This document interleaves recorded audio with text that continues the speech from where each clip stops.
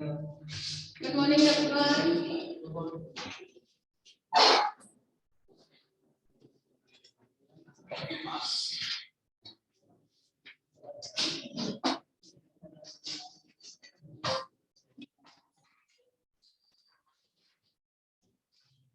देखिएगा T lymphocytes में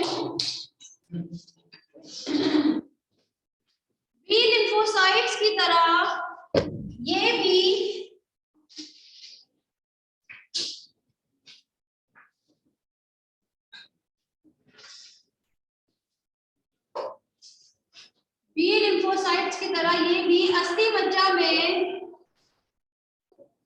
अस्थि मज्जा में पूर्ववर्ती कोशिकाओं से बनती है।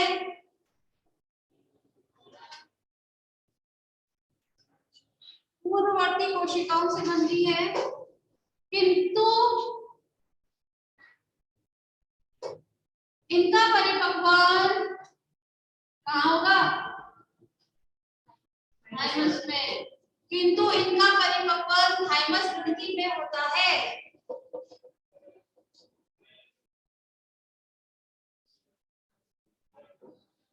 इस कारण इन्हें टी लिम्फोसाइट कहा जाता है।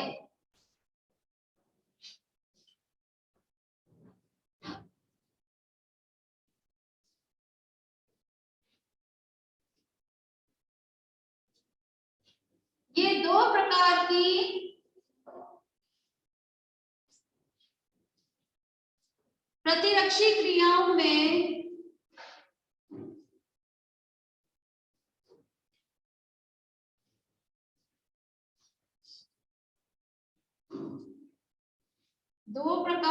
प्रतिरक्षी क्रियाओं में भूमिका रखती हैं।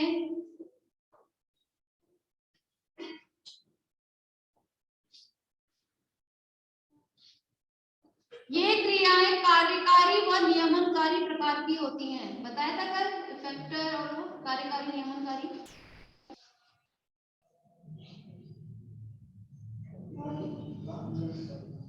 कार्यकारी व नियमनकारी प्रकार की होती हैं।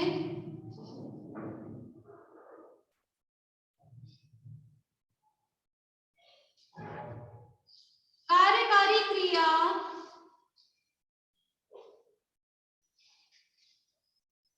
लिम्फोकाइन्स को स्रावित करने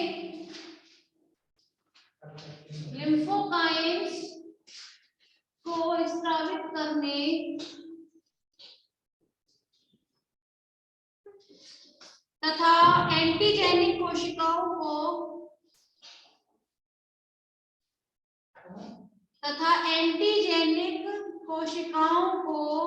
एंटीजेनिक मतलब प्रतिजनिक कोशिकाओं को नष्ट करने के गुण रखती है।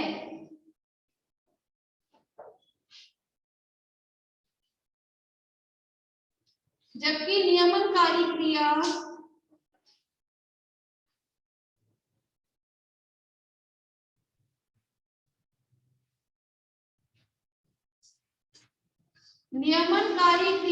कोशिका मध्यवर्ती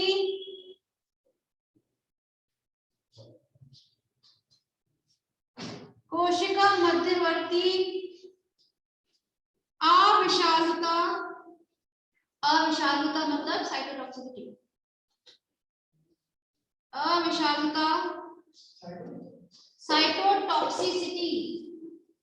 साइट माने कोशिका, टॉक्सी मतलब जहर जो होता है। ठीक है, साइटोटॉक्सिसिटी के गुण विकसित कर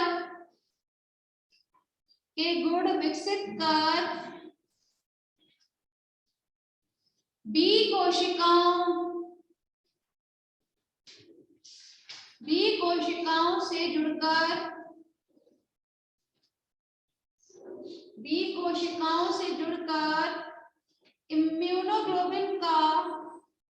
इम्यूनोग्लोबिन मतलब एंटीबॉडीज,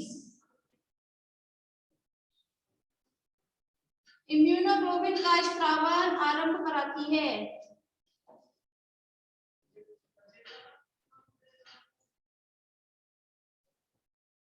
पैराग्राफ चेंज या हेडिंग लिखे प्रकार, प्रकार टाइप्स, कल टाइप्स बताए थे 4 प्रकार के, वही लिखना है। देखिएगा प्रकार में टी कोशिकाएं भी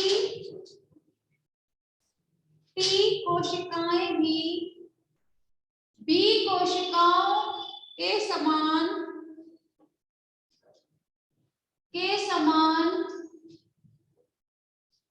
गुणन कर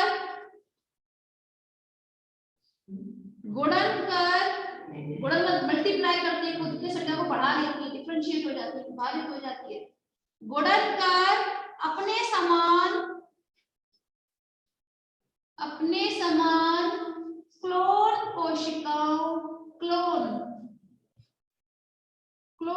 कोशिकाओं को जन्म देती है।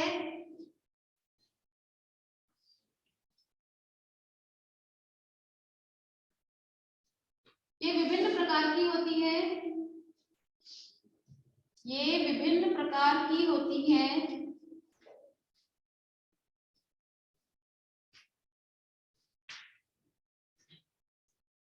फर्स्ट पॉइंट लिखिएगा, सुग्राहित कोशिकाएं या सेंसिटाइज्ड, सुग्राहित कोशिकाएं।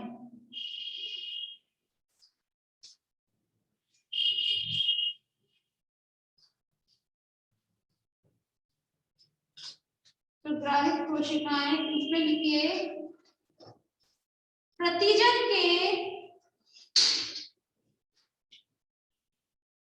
मैक्रोफेज कोशिकाओं के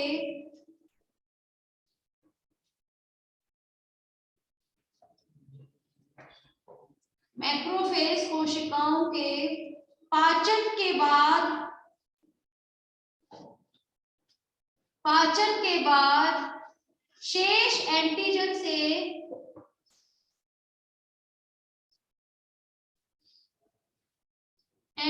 से क्रिया करने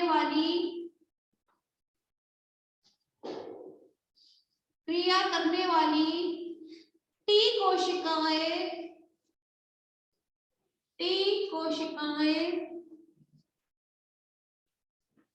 सुग्राहित टी कोशिकाएं कहलाती हैं।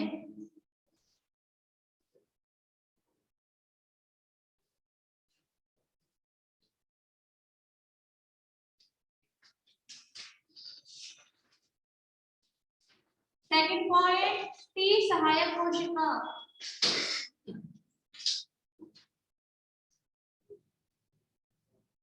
टी सहायक कोशिकाएं डैश करके लिखिए, ये बी कोशिकाओं से जुड़कर कौन सी मैक्रोफेज है, ये तो बताया जाएगा इसके बाद।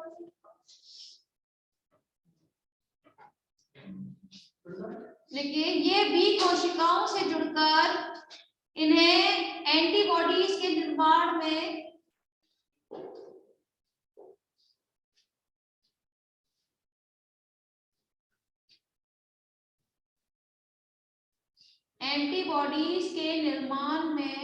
सहयोग करने वाली टी कोशिकाएं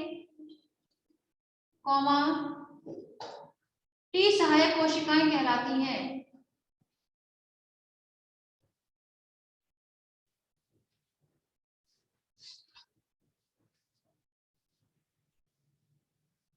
नेक्स्ट हेडिंग, टी अवरोधी कोशिका,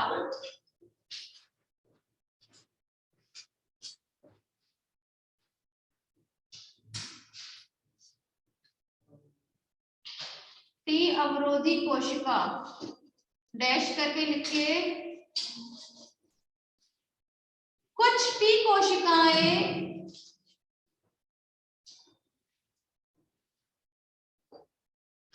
कुछ प्रतिरक्षी अनुक्रियाओं का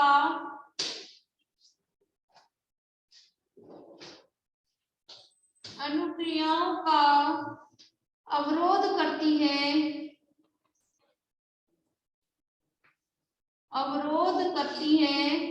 इन्हें टी अवरोधी कोशिकाएं कहते हैं।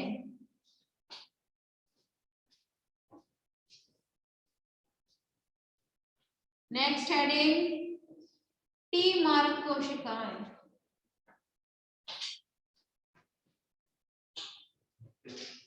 टी मारक कोशिकाएं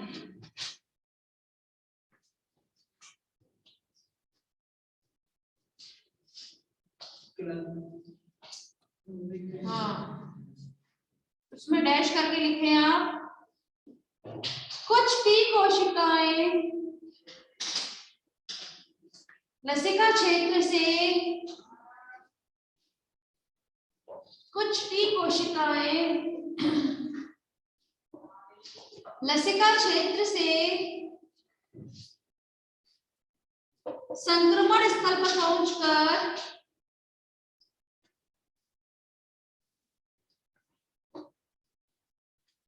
पहुंचकर एंटीजन से जुड़ जाती है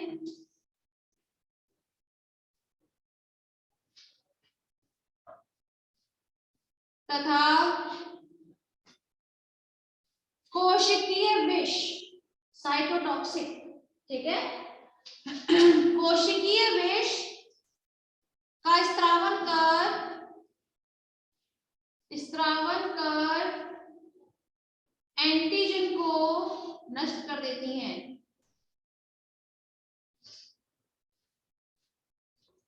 इस कारण इन्हें टी मारक कोशिकाएं या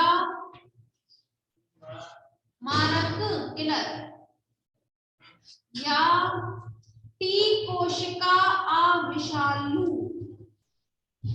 टी कोशिका अविषालु, अविषालु क्यों बोल रहे हैं? क्योंकि ये साइटोटॉक्सिन का स्राव करती है, दैट्स व्हाई, ठीक है।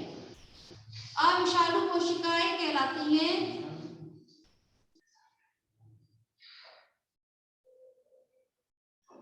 ठीक है, अच्छा, टी कोशिकाओं की सतह पर, टी कोशिकाओं की सतह पर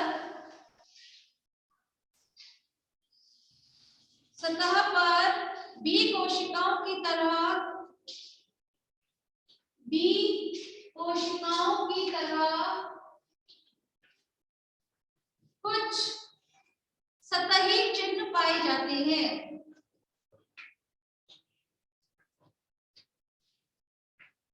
सतही चिन्ह पाए जाते हैं, हो गया। सपोज कीजिए ये है आपका कोई टी सेल, टी सेल के ऊपर यहाँ पर कुछ आपके विशेष प्रकार के रिसेप्टर मौजूद होते हैं, ग्राही स्थल इन्हें आप कह सकते हैं, या इन्हें आप कह सकते हैं ये चिन्ह मौजूद होते हैं, ठीक है, जिन्हें हम लोग जनरली कह सकते हैं सीडी। क्या बोलते हैं? सीडी। सीडी मतलब क्लस्टर डेजिग्नेशन। क्या बोलते हैं? Cluster designation. और हिंदी में कहा जाता है समूह पद। समूह पद मतलब यहाँ पर समूह के रूप में, क्लस्टर मतलब होता है ग्रुप, एक ग्रुप में मौजूद होते हैं चिन्ह, ठीक है, इसीलिए तो हिंदी में कहा जाता है समूह पद, ठीक। ये जो सीडी होते हैं, ये सीडी कुछ टाइप्स के होते हैं, फॉर एग्जाम्पल CD2,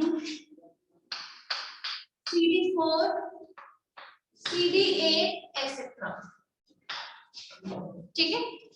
यहाँ पर ये कुछ विशेष प्रकार के रहते हैं, जैसे अगर हम बात करें CD2 की, ठीक है, ये CD2 हमेशा जब टी सेल के ऊपर उपस्थित होते हैं तो आने वाले एंटीजन को पहचानते हैं, ठीक है, कि यहाँ पर किस प्रकार का एंटीजन आया है। तो एंटीजन को पहचानने का गुण किसमें होता है? CD2 के पास, क्लस्टर डेजिग्नेशन सेकंड, क्लियर। आप लोग कहीं भी देखें CD4 बहुत देखने के लिए मिलता है, जब भी कुछ चीज सर्च करते हैं इम्यूनोलॉजी से रिलेटेड, तो वहाँ पर CD4 या CD8 टर्म्स बहुत देखने के लिए मिलता है, बट तब समझ नहीं आता है वहाँ पे। तो CD4 जब आपकी टी सेल्स पर उपस्थित होते हैं, ठीक है, मतलब टी सेल्स पर उपस्थित क्लस्टर डेजिग्नेशन 4 मिलकर क्या बनाती है? T helper cell. क्या बनाएगी? पी हेल्पर सेल, मतलब जब भी आपकी पी सेल्स के ऊपर CD4 प्रेजेंट होगा वो पी सेल्स के साथ जुड़कर इम्यूनोग्लोबिन का स्राव स्टार्ट कर देगा। क्लियर है? CD4 आप जब भी कभी देखें तो CD4 किस पर उपस्थित होगा? टी सेल्स पर उपस्थित होता है। CD8 प्लस टी सेल्स, ठीक है, CD8 प्लस टी सेल्स, इन्हें हम बोल देते हैं टी किलर सेल्स। मतलब ये डायरेक्ट आपके लिम्फोकाइन्स का सीक्रेशन कर एंटीजन को नष्ट कर सकती है। क्लियर है? मतलब ऐसे टी सेल्स जिनके ऊपर क्लस्टर डेजिग्नेशन 8 प्रेजेंट होते हैं, ठीक है, वो हमेशा लिम्फोकाइन्स का सीक्रेशन करके उनको नष्ट कर देगी एंटीजन। क्लियर? जबकि CD4 अगर उपस्थित है किसी टी सेल के ऊपर तो वो क्या काम करेंगी? टी सेल के साथ जुड़ जाएंगी और इम्यूनोग्लोबिन का स्राव स्टार्ट कर देंगी। क्लियर है? तो ये कुछ चिन्ह उपस्थित होते हैं जिन्हें हम समूहबद्ध भी बोल सकते हैं। ठीक है, देखिएगा, सतही चिन्ह पाए जाते हैं, इन चिन्हों को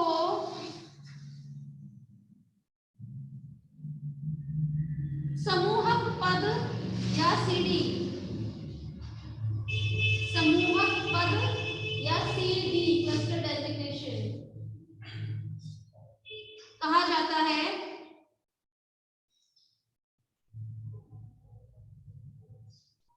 जैसे जैसे टी कोशिकाएं परिपक्व होती जाती हैं, जैसे जैसे टी कोशिकाएं परिपक्व होती जाती हैं, इन पर CD की संख्या भी बढ़ने लगती है।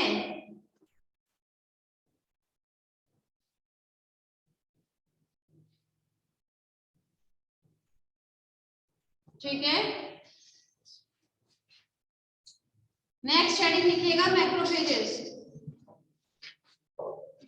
मैक्रोफेजेस सुनाई नहीं दिया ना? इतना जरूरी नहीं है, आपको आगे बताया जाएगा। जब आप लोगों को CMI AMI पढ़ाया जाएगा ना, तब ये चीजें बताई जाएगी। अभी लिखने की जरूरत नहीं है, अभी तो सिर्फ समझा दिया है बस ये चीज क्या होती है। ठीक है, चलिए नेक्स्ट है आपका मैक्रोफेजेस।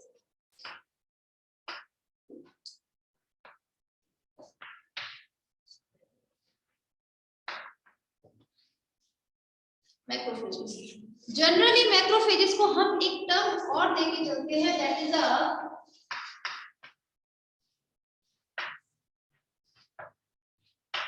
हिस्टियोसाइट्स। क्या बोलते हैं? हिस्टियोसाइट्स। ठीक है, मैक्रोफेजेस जनरली मैक्रोफेजेस है, तो जाहिर सी बात है इनको अपनी जन्म कहां से होगा? बोन मैरो में बनती है सभी हेमेटोपोएटिक सिस्टम के अंतर्गत। दूसरी खास बात, मैक्रोफेजेस जो होती हैं ये आपकी मोनोसाइट के रूप में उपस्थित होती हैं। ठीक है, किस रूप में? मोनोसाइट में। वो भी कहां पर उपस्थित होंगी? ब्लड में। ठीक है, मोनोसाइट को किसी किसी बुक में इमेच्योर मतलब अपरिपक्व मैक्रोफेजेस के तौर पर भी हम इसको जानते हैं। क्लियर है? अच्छा, तो प्रॉब्लम नहीं आती ना, इंग्लिश में थोड़ा सा लिख देते हैं, समझ में आती है ना? ठीक है, हाँ, मोनोसाइट ब्लड में है, मोनोसाइट का जीवन काल बहुत छोटा होता है। ठीक है, मैंने बहुत बार इसको बताया भी है कि ये ब्लड में रहती है सिर्फ 24 घंटे के लिए, इनका जीवन काल बहुत कम होता है। उसके बाद ये माइग्रेट कर जाती है, चली जाती है। कहां पर जाएंगी? तो अंग में, टिश्यू में चली गई। टिश्यू में जाने के बाद यहाँ पर क्या हो जाती है? Mature macrophage.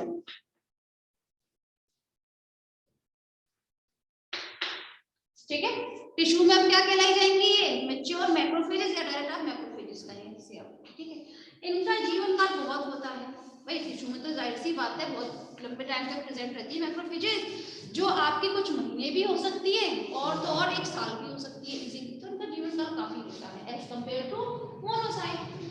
अब क्या है, ये जो आपकी मैक्रोफेजेस होती है जनरली 2 प्रकार की आप पढ़ते हैं। ठीक है, एक होती है फ्री मैक्रोफेजेस, एक होती है फिक्स्ड। ठीक है। एक होती है फ्री या वॉन्डरिंग, इसको हम बोलते हैं स्वतंत्र मैक्रोफेजेस। एक होती है फिक्स्ड, फिक्स्ड मतलब स्थिर, स्थिर मैक्रोफेजेस। ठीक है, स्थिर है तो स्थिर मैक्रोफेजेस कहाँ उपस्थित होगी, तो आपकी ऊतक में तो उपस्थित होंगी। जबकि जो फ्री या वॉन्डरिंग, वॉन्डरिंग मतलब होता है भ्रमणशील, जो भ्रमण करते हैं एक जगह से दूसरी जगह जाने का काम करेंगे। ठीक है, तो भ्रमणशील जो होती है ये आपकी जनरली कहाँ होगी, ब्लड में, ब्लड में कहा जाए या फिर इन्हें आप ऊतक में भी कह सकते हैं। जैसे ही जब कोई एंटीजन एंट्री करता है हमारे शरीर में तो ये भ्रमणशील जो होती है वो वहां पर पहुंच जाती है और उनको फैगोसाइटोसिस मेथड से एनगल्फ खा जाती है एंटीजन को। समझ में आ रही है? तो इसीलिए फ्री वाली आपकी दोनों ही जगह उपस्थित होगी। क्लियर? जो आपकी फ्री होती है स्वतंत्र वाली, ठीक, ये हमेशा गोलाकार या अंडाकार, गोलाकार या अंडाकार अवस्था में मौजूद होती है। जबकि फिक्स्ड जो होगी, ठीक है, वो आपके इररेगुलर शेप में मौजूद होती है, अनियमित आकार की होती है। अनियमित कहें तो देखिए, अनियमित का मतलब होता है अमीबॉइड। जनरली मैं फिर यहाँ पे टर्म यूज कर रही हूँ, जनरली आपकी मैक्रोफेजेस जो होती है वो आपकी गोलाकार, अंडाकार या अमीबॉइड शेप की होती है। ठीक है, क्योंकि जब भी हमें फैगोसाइटोसिस प्रोसेस आप पढ़ते हैं तो वहां पे जब एंटीजन को खाया जाता है तो स्यूडोपोड बनती है, स्यूडोपोड बनते हैं। स्यूडोपोड बनने के लिए जरूरी है उस कोशिका का अमीबॉइड प्रकार का होना। जब तक अमीबॉइड प्रकार की कोशिका नहीं होगी वो वहां पर जाकर उसको खा नहीं सकती है, हमारे। तो इसीलिए आपकी जो फिक्स वाली अनियमित आकार की रहती है, कुछ गोलाकार, अलग अलग प्रकार की रहने के लिए होती है। इनका जो मेन फंक्शन होता है, इनका जो बहुत मुख्य कार्य होता है वो एक ही होता है, दैट इज अ फैगोसाइटोसिस। यही होता है, फैगोसाइटोसिस मेथड से ही ये क्या कर लेती है, किसी भी एंटीजन के साथ जुड़कर उनको खा जाती है। एक खास बात और समझ लीजिए, फैगोसाइटोसिस हमने पढ़ी है, फैगोसाइटोसिस में लास्ट में अवशिष्ट काय बनती थी, अवशिष्ट काय उस कोशिका से बाहर निकाल दी जाती थी। ठीक है, तो यहाँ पर जो फैगोसाइटोसिस होती है यहाँ भी क्या काम करेगा, फैगोसाइटोसिस कुछ ना कुछ तो अनडाइजेस्टेड एंटीजन बचेगा, उसको वो अपनी सतह पर ले आता है फैगोसाइटोसिस। फॉर एग्जांपल यहाँ पर ले आया, यहाँ से इसने बाहर निकाल दिया, यहाँ से बाहर निकालने के बाद यहाँ पे या तो बी सेल्स आ जाएंगे या फिर टी सेल्स आ जाएंगे। समझ में आ रही है? ये मैंने आप लोगों को अभी सेंसिटाइज्ड टी सेल्स पढ़ाया था, है, जो एंटीजेनिक प्रवृत्ति के उसको वो कर लेती है। तो बी सेल्स अगर आएगी तो यहाँ पर जो अवशिष्ट काय होगा उसको एंटीबॉडी के जनरेशन से वो करेगी, कल उसको मतलब अपने एंटीबॉडीज का डेवलपमेंट करने के बाद उसको मारेगी। जबकि जो टी सेल्स होती है वो लिम्फोसाइट्स स्थापन करने के बाद मारेगी। क्लियर है? या फिर हेल्पर की तरह होगी तो इसके साथ जुड़ जाएगी और आपके एंटीबॉडी से स्थापन कराएंगी। कहने की बात यह है, इससे पहले कि बी सेल और टी सेल जब जो बड़े आकार के होते हैं, एंटीजन की बात चल रही है, बड़े आकार के एंटीजन को डायरेक्ट तो ये काम नहीं कर सकती है, तो वहां पर पहले डाइजेस्ट कौन करेगा, वो मैक्रोफेज करेगा, जो बचा कुचा होता है उसको फिर बी सेल फिर काम करती है एंटीजन पर। क्लियर है? दूसरी खास बात समझिएगा, यहाँ पर जो आपकी मैक्रोफेजेस होती है वो एक डिफेंस सिस्टम बना के चलती है, एक डिफेंस सिस्टम जिसे हम बोलते हैं मैक्रोफेजेस डिफेंस सिस्टम। ठीक है, मैक्रोफेजेस डिफेंस माने होता है सुरक्षा तंत्र बनाती है मैक्रोफेजेस। ठीक है, मैक्रोफेजेस जब कोई बहुत बड़े आकार का कोई एंटीजन हमारे शरीर में प्रवेश कर जाता है उस दौरान लगभग 100 मैक्रोफेजेस उस एंटीजन को चारों ओर से घेर लेती है। ठीक है, और एक बड़ी मैक्रोफेज में वो बदल जाती है। बड़ी मैक्रोफेज बनाने के बाद फिर उस बड़े एंटीजन को इजीली एनकल्फ करके उसको फैगोसाइटोसिस मेथड से उसको डाइजेस्ट करती है। क्लियर है? तो इस तरह से मैक्रोफेज जो है वो क्या करती है, मैक्रोफेज सुरक्षा तंत्र का निर्माण करती है। समझ में आ रही है चीजें? दूसरी खास बात, मैक्रोफेजेस जो होती है कुछ अलग अलग नाम से हमारे शरीर में उपस्थित होती है। मतलब कोई जहां उपस्थित है मैक्रोफेजेस उसका नाम उस जगह के अकॉर्डिंग हम बदल देते हैं। ठीक है, जैसे अगर हम बात करें हमारी लिवर में, लिवर में बात कर रहे थे, लिवर में है तो वहां हम बोल देते हैं कुफुर सेल। नाम सुना है कुफुर सेल?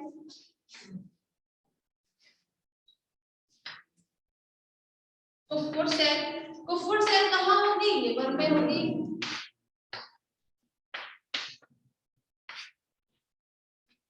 माइक्रोग्लिया, माइक्रोग्लिया कहाँ होती है? तो ये आपकी ब्रेन में मौजूद होती है। पेरिटोनियल मैक्रोफेजेस कहाँ होंगी? तो पीनियल ग्लैंड में मौजूद होंगी। समझ में आ रही है? वहीं एल्वियोलर जो होती है, एल्वियोलर कहाँ होती है? आपकी लंग्स में मौजूद होती है। एल्वियोलर हमारे लंग्स में जो डस्ट पार्टिकल्स चले जाते हैं, ठीक है, उनको भक्षण करने का काम कर जाती है वहां पर। तो जनरली ये होता क्या है, एल्वियोलर हो, फुफ्फुस सेल्स हो या माइक्रोग्लिया हो, ये जनरली आपके विभिन्न विभिन्न प्रकार के भागों में रहकर किसकी तरह रहती है? ये तो आपकी मोनोसाइट की तरह रहती है। ठीक है, किसकी तरह रहेंगी? मोनोसाइट की तरह। मोनोसाइट की तरह रहने के बाद मोनोसाइट है, किसी न किसी पदार्थ का स्रावन तो करेगा ही मोनोसाइट, भले ही थोड़े टाइम के लिए ही है, वो है तो है। तो यहाँ पर ये एक पदार्थ का स्रावन करता है जिसे हम लोग बोल देते हैं मोनोकाइन्स। किसका स्रावन करते हैं ये? मोनोकाइन्स। मोनोकाइन्स एग्जांपल देके चले, that is the interleukin first. ठीक है, इंटरल्यूकिन नामक एक रसायन होता है जिसका स्रावन आपका कौन कर देता है? मोनोसाइट्स करती है। ठीक है, जो किसी विषाणु के प्रति जनरली करते हैं। ठीक है, जब भी कोई विषाणु एंट्री करेगा, वायरस एंट्री करेगा, उसको इंटरल्यूकिन का काम रहता है। समझ में आ रही है चीजें? ठीक, तो यहाँ पर पहली बात तो क्लास ये चीज थोड़ा सा याद रखिएगा, हमारी हड्डियों में मौजूद होती है ऑस्टियोक्लास्ट कोशिकाएं मौजूद होती है, बताया भी था उस वक्त। ऑस्टियोक्लास्ट कोशिकाएं आपकी बोन्स की सेल्स को ब्रेक करने का काम करती है ना। ऑस्टियोक्लास्ट कोशिकाएं क्या होती है? ये भी आपके त्रिय मोनोकाइट्स है, मतलब मोनोसाइट्स। ठीक है, जो आपकी हड्डियों में मौजूद है। आपके में वन वर्ड में जो क्वेश्चंस आते हैं उसमें कभी कभी पूछ लिया जाता है किन्हीं 4 हिस्टियोशीट कोशिकाओं के नाम लिखें। 4, 2, 3 उनकी मर्जी है पूछने की। ठीक है ना, तो या वन वर्ड में आया है तो बाकी हिस्टियोसाइट डायरेक्ट नहीं पूछेंगे, मैक्रोफेजेस के नाम से, हिस्टियोसाइट्स के नाम से आती है। ठीक है, क्योंकि मैक्रोफेज तो आप लोग पढ़ लेते हो ना कि तुरंत ज्यादा आ जाता है ना, हिस्टियोसाइट नहीं पूछेगा। क्लियर? कितने बच्चों को समझ नहीं आया मैक्रोफेजेस? पूछ ले मुझसे अभी। क्लियर होगा वैसे? क्लियर? पहले लिखे आप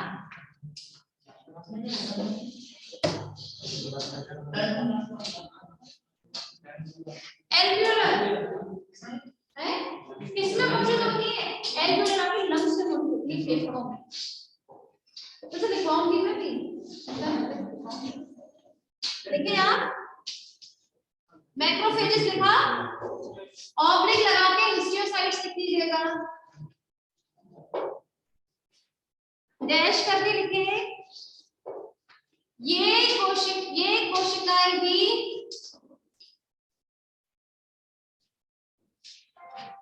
अस्थि मज्जा में, ये कोशिकाएं भी अस्थि मज्जा में पूर्ववर्ती कोशिकाओं से बनती हैं।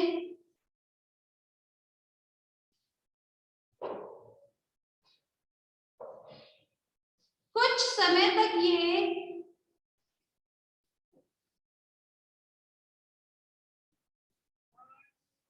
रक्त में मोनोसाइट्स की तरह घूमती रहती हैं। हाँ, लगभग 24 घंटे रक्त में ये मोनोसाइट्स की तरह घूमती रहती है।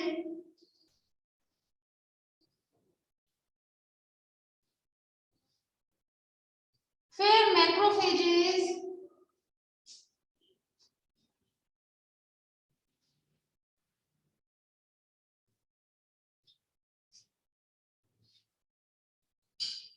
ऊतकों में प्रवेश कर जाती हैं।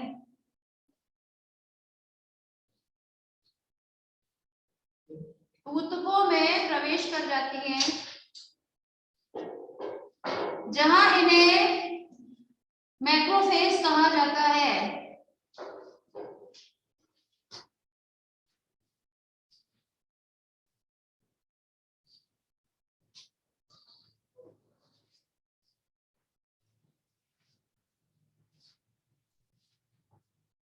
लिखिएगा मैक्रोफेजेस दो प्रकार के होते हैं।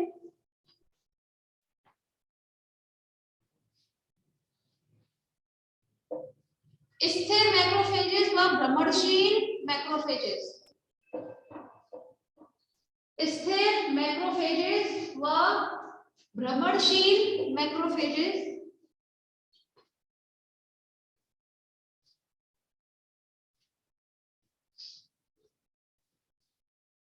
भ्रमणशील मैक्रोफेजेस अंडाकार आकृति रखते हैं।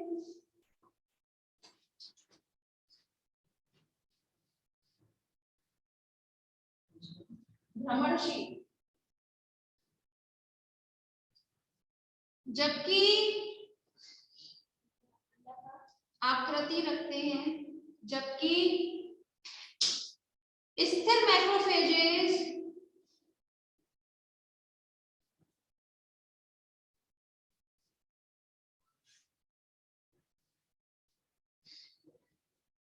अनियमित आकृति के होते हैं।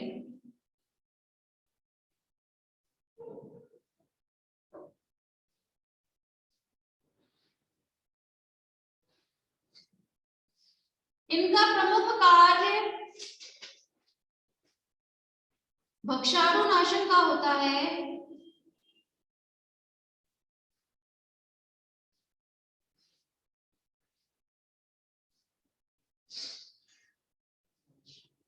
भक्षाणुनाशन का होता है।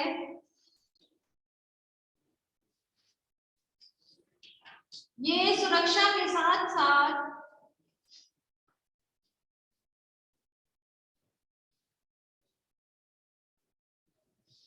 सफाई का कार्य भी करते हैं।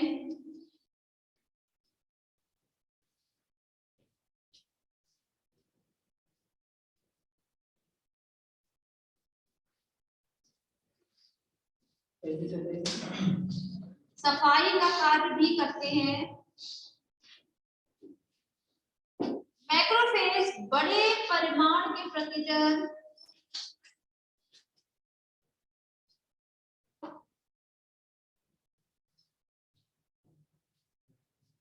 बड़े परिमाण या आकार के प्रतिजन अणुओं का भक्षण कर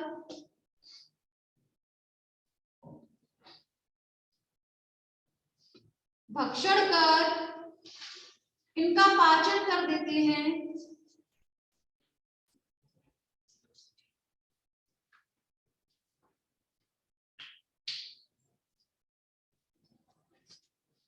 मैक्रोफेजेस अधिक संख्या में एकत्रित होकर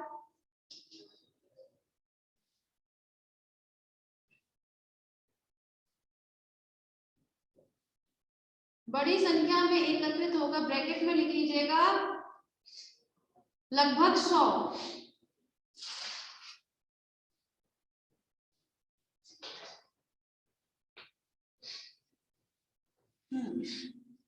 ब्रैकेट क्लोज एकत्रित होकर बड़े परिमाण के प्रतिजन अणुओं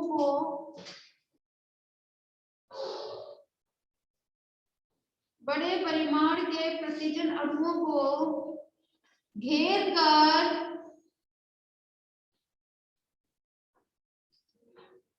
इन्हें नष्ट करती है।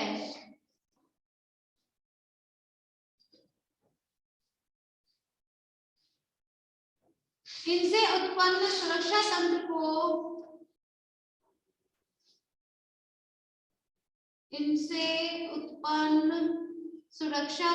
को मैक्रोफेज सुरक्षा तंत्र या मैक्रोफेज डिफेंस सिस्टम कहते हैं।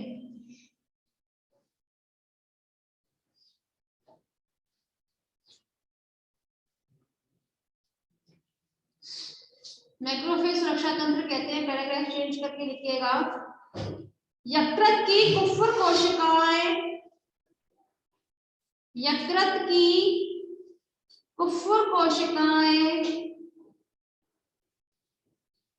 नेक्स्ट लाइन में लिखिएगा फेफड़ों की कूपिकीय मैक्रोफेजेस फेफड़ों की कूपिकीय एल्वियोलर उपिकीय मैक्रोफेजेस, थर्ड लाइन में लिखिएगा अस्थि की ऑस्टियोक्लास्ट, हड्डियों की या अस्थियों की ऑस्टियोक्लास्ट। फोर्थ लाइन में लिखिएगा मस्तिष्क की माइक्रोग्लिया, मस्तिष्क की माइक्रोग्लिया।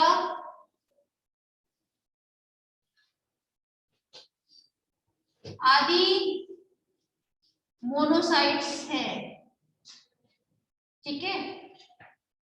अच्छा अब सुने, जहां हम लोगों ने 4 टाइप के थे ना, एक के नीचे एक के नीचे, उनको इस तरह से या तो एक ब्रैकेट इस तरह से करके बाहर लिख लीजिएगा हिस्टियोसाइट्स। हाँ हिस्टियोसाइट्स, जहां पे 4 लिखे ना, एक नीचे लिखे है ना, ये और ये सब ये हो गया, वैसा हो गया। नेक्स्ट हेडिंग लिखिएगा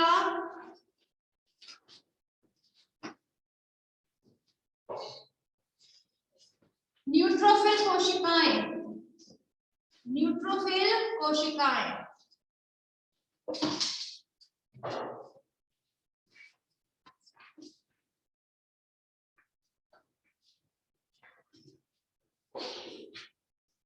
ये कभी कभी आती है, बहुत रियर, बहुत ही रियर।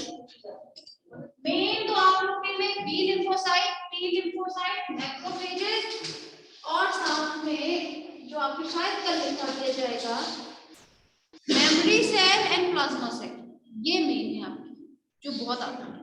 ये तो कभी कभी पर फिर भी लिख लीजिएगा। न्यूट्रोफिल्स, अगर हम लोग बात करें न्यूट्रोफिल्स के बारे में, तो ये आपकी किस में पढ़ते हैं, डब्ल्यूबीसी में पढ़ते हैं। डब्ल्यूबीसी की ये कैसी होती है, उदासीन प्रकार की होती है, क्योंकि ये बेसिक डाई से भी अभिरंजित नहीं होती। ये जनरली आपके अभिरंजित जो उसमें देखने को नहीं मिलती है, उदासीन से हो जाती है। नेक्स्ट, इन्हें हम एक टर्म और देते हैं, दैट इज द पस सेल्स। पस सेल्स, ठीक है। रीजन है एक्चुअली जब हमारी बॉडी में कहीं पस पड़ता है ना, तो वहां पर न्यूट्रोफिल्स पहुंचकर उस एंटीजन को मारती हैं जो आपके शरीर में पस का निर्माण कर सकता है। पस मतलब मवाद जो होती है, समझ में आ रही है।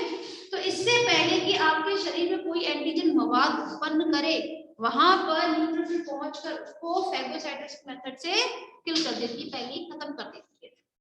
न्यूट्रोफिल्स आपके डब्ल्यूबीसी का मोस्ट और इम्पोर्टेंट पार्ट क्रिएट करता है, ठीक है। डब्ल्यूबीसी का होता है न्यूट्रोफिल्स, ये भी आपके मैक्रोफेजेस की तरह ही कुछ टाइम तक, मतलब लगभग 7 से 8 घंटे ये आपके ब्लड में रहेंगी और उसके बाद माइग्रेट कर जाएंगी कहां पर, टिश्यू के, ठीक है। टिश्यू में ये क्या कर जाएंगी, माइग्रेट कर जाएंगी, चली जाएंगी। वहां पर अगर कोई भी एंटीजन एंट्री करता है तो उसको फैगोसाइटोसिस मेथड से उसको डिस्ट्रॉय कर देती है। क्लियर है, लिखिएगा न्यूट्रोफिल्स।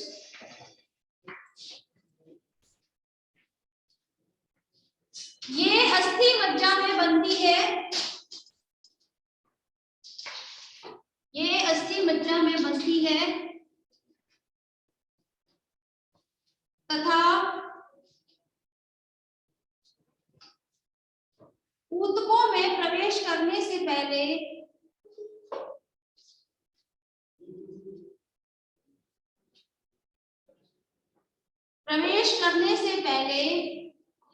लगभग 7 घंटे तक रक्त में भ्रमण करती रहती है।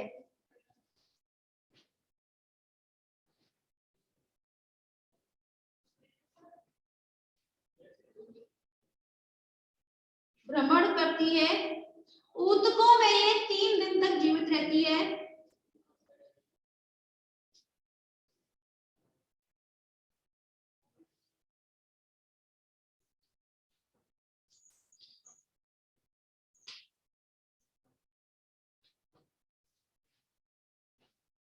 दिनों तक जीवित रहती है। संक्रमण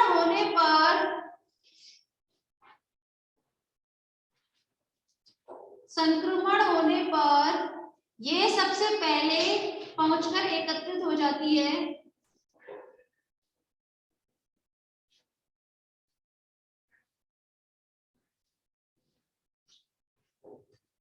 ये कोशिकाएं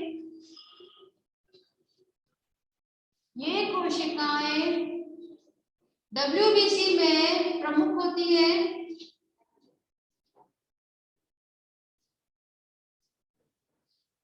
ये विभाजन में भाग नहीं लेती। विभाजन मतलब ये आपकी मेमोरी सेल और प्लाज्मा सेल नहीं बनाएगी। ये विभाजन में भाग नहीं लेती तथा इनका जीवन काल कम होता है।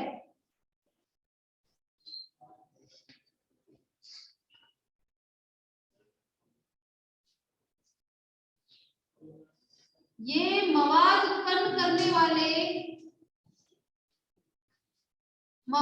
उत्पन्न करने वाले जीवाणुओं का भक्षण कर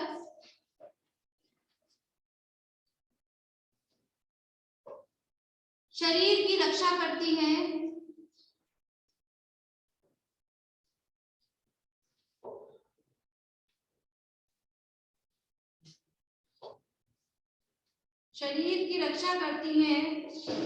इस कारण इन्हें पश कोशिकाएं भी कहा जाता है।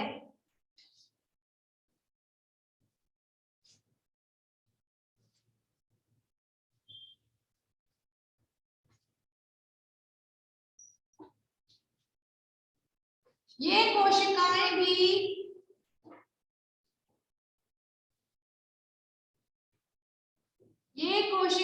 भी भक्षाणुनाशन की क्रिया के माध्यम से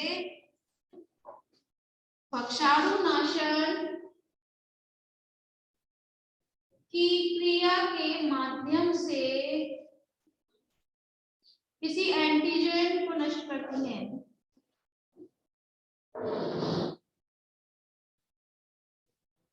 नेक्स्ट हेडिंग इओसिनोफिल्स। इओसिनोफिल, ठीक है। हाँ, अच्छा मैं इंग्लिश में, ठीक है।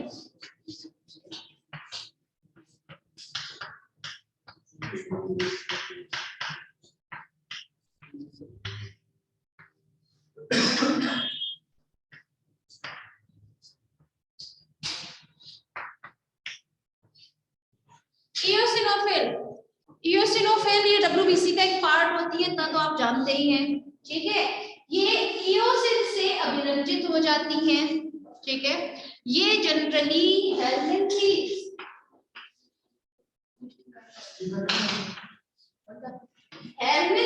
के जो परजीवी होते हैं उनका भक्षण करती है जनरली।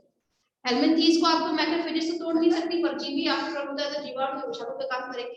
लेकिन जो परजीवी हमारे अंदर रहती है, उस परजीवी को जब भी नष्ट करना हो, अगर हमारे शरीर में अंडे वगैरह आ जाते हैं हेलमिंथीज के, तो उन्हें नष्ट करने के लिए हमेशा और हमेशा इओसिनोफिल आती है। क्लियर है? तो वहां पर उसको भक्षणनाशन के माध्यम से क्या कर देती है, उसको फेंक देती है। एक खास बात और समझिएगा, ये हमेशा अम्लीय अभिरंजन से, मतलब इओसिन से ही तो अभिरंजित होती है। इस पर भी आपके कुछ विशेष प्रकार के पूरक पाए जाते हैं। पूरक क्या है? पूरक तंत्र 11 प्रकार की प्रोटीन से बना हुआ एक तंत्र होता है ना। इस प्रकार के बिल्कुल कॉम्प्लीमेंट पाए जाते हैं आपके इओसिनोफिल पर भी, जो कॉम्प्लीमेंट इस इओसिनोफिल के साथ मिलकर कुछ उत्पाद का निर्माण करते हैं, ठीक है। कुछ प्रोडक्ट बनाते हैं और उन प्रोडक्ट में एक स्पेशल प्रकार का प्रोडक्ट होता है, उत्पाद होता है, इसे कहा जाता है परफोरिन। क्या कहा जाता है? परफोरिन। परफोरिन का मतलब क्या होता है? परफोरिन मतलब आप जब भी ये टर्म देखें, परफोरिन, परफोर्मा बनाते हैं, परफोर्मा मतलब छेद कर देते हैं, ऐसे मान लीजिए। परफोरिन जैसे ही इओसिनोफिल के ऊपर है आपका पूरा तंत्र, तो इसने बनाया परफोरिन। परफोरिन क्या काम करेगा? यहाँ पर होती है आपका हेलमिंथीज है। ये हेलमिंथीज में ये जो इसकी भित्ति होती है, इसमें छेद कर देती है, परफोरिन नाम का उत्पाद बनता है, ठीक है ना। तो ये परफोरेट का साउंड क्या करेगी, यहाँ पे छेद कर दिया, जिसके माध्यम से इस छेद में से जो इसका जीव द्रव्य होगा वो बाहर आ जाएगा और इंटरस्टिशियल फ्लड की कुछ जो पदार्थ है वो उसके अंदर प्रवेश करने के बाद वो नष्ट हो जाती है, फट जाती है। समझ में आया? तो इस तरह से आपकी श्रृंखला काम करती है। देखिएगा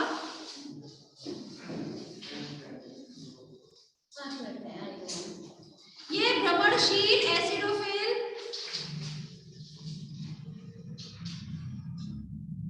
ये भ्रमणशील एसिडोफिल कोशिकाएं होती है। एसिडोफिल, ये जो WBC बताई थी तब भी बताया था एसिडोफिल बोलते हैं। देखिएगा एसिडोफिल कोशिकाएं हैं जो इओसिट से अभिरंजित हो जाती हैं।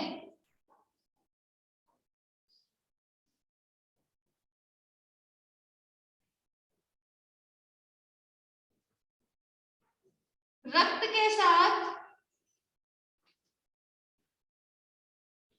के साथ ऊतकों में प्रवेश कर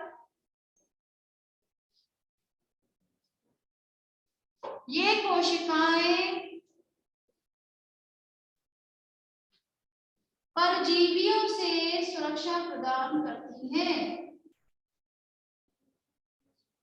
ऊतकों में प्रवेश कर ये कोशिकाएं परजीवियों से सुरक्षा प्रदान करती हैं। नेक्स्ट आगे लिखिएगा,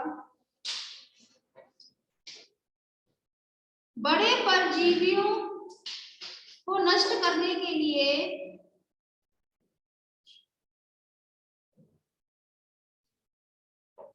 ये कोशिकाएं विशेष महत्व रखती हैं।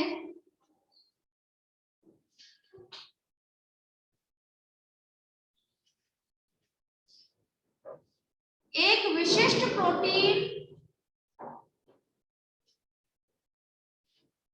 इनकी सतह पर पाए जाते हैं।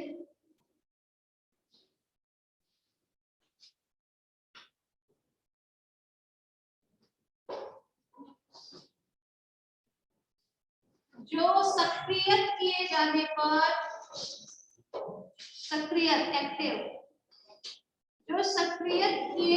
पर अनेक प्रकार के उत्पाद बनाते हैं।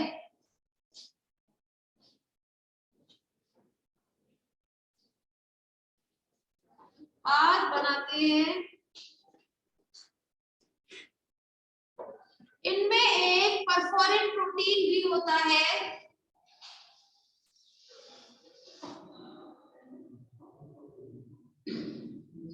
परफोरिन जो प्रतिजन की कला को भेद कर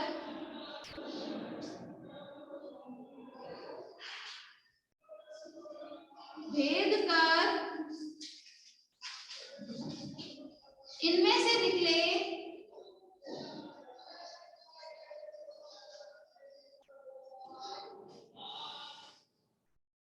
क्या लिखा था, जो प्रतिजन की कला को भेद कर, एक काम करें ऐसे, जो प्रतिजन की कला को भेद कर इन्हें नष्ट कर देते हैं, खत्म कर, भेद कर इन्हें नष्ट कर देते हैं। नेक्स्ट हेडिंग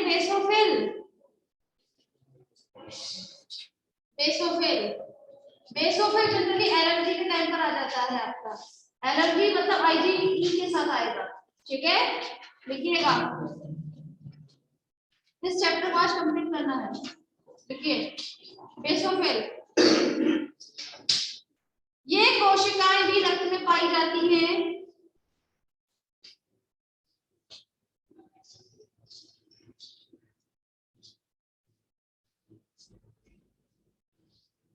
ये अभक्षी प्रकृति की होती है। अभक्षी मतलब फैगोसाइटोसिस नहीं करेंगी कभी भी, ये अभक्षी फैगोसाइटोसिस कभी नहीं करती है खास। ये हमेशा अपने अंदर से एक विशेष प्रकार का रसायन का स्राव करती है, हिस्टामीन, ठीक है? और हिस्टामीन के माध्यम से उसको किसको, जो आपका एंटीन इंद्रिय था उसको नष्ट करने की कोशिश करेगी, ठीक है? देखिए ये अभक्षी प्रकृति की होती है, औषधि महत्व के पदार्थों का स्त्रावन करती है, महत्व के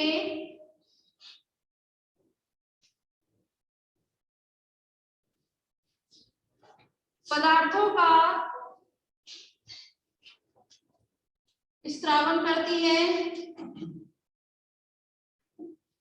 एलर्जी के समय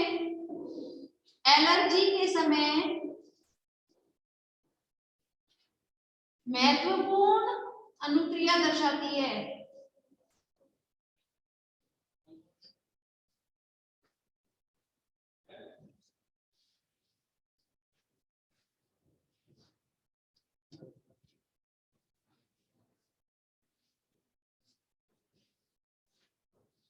नेक्स्ट हेडिंग लिखिएगा डेंड्रिटिक कोशिकाएं।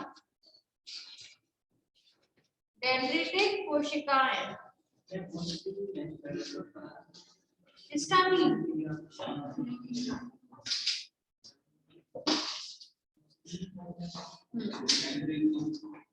डेंड्रिटिक डेंड्राइट्स उपस्थित होते हैं ना इसमें भी, इसीलिए उसको डेंड्रिटिक कोशिकाएं कहते हैं।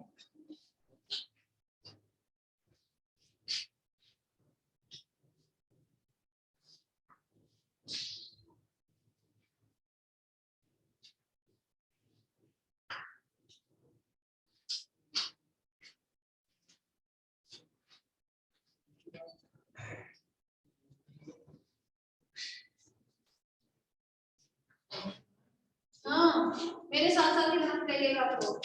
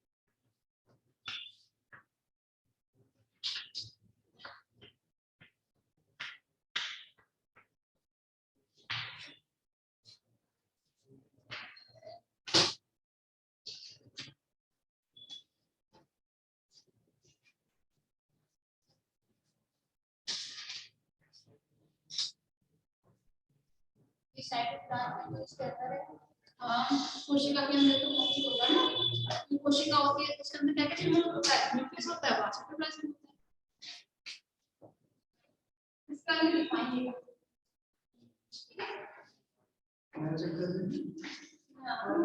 सेल्स चल रही है, ये वन मंथ में कभी-कभी आ जाता है, इंपॉर्टेंट चीजें तो होती है ना,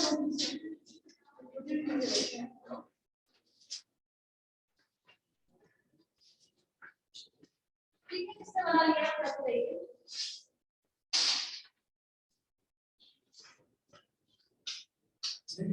हाँ पूछिए।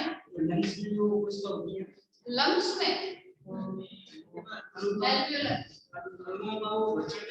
हाँ डस्ट पार्टिकल था, वो उसका क्या बनता है, बाद में क्या होना मैक्रोफेजेस है, ठीक है, मैक्रोफेजेस ने क्या काम किया, उसका पाचन किया, रेसिप्रोबॉडीज का काम होता है बी लिम्फोसाइट और टी लिम्फोसाइट में, ठीक है। बी लिम्फोसाइट और टी लिम्फोसाइट में फंक्शन करने के बाद जब काम बचेगा पूरी तरह से तो हमारी सिस्टम से मिल रहा है ये एडिशन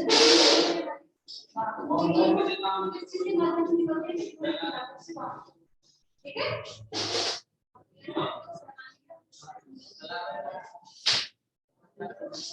चलिए क्लास आज के लिए इतना ही,